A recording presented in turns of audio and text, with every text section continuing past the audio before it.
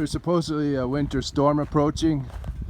When you live on an island in the North Atlantic Ocean, you're the last person to have power restored. And so if the power grid goes down in the area where I am, then you will be the last to have your power grid restored. So that means no heat, that means no electricity for frozen foods. It means a multitude of problems.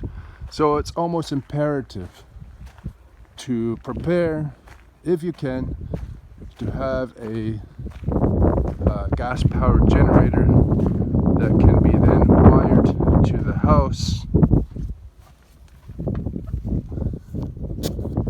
in the event of wide scale and long lasting power outage. There's an old saying in Japan called preparation make, meaning preparing for what you need to do. Don't wait until you have to do it. Prepare before you need to do it, and you'll be better off.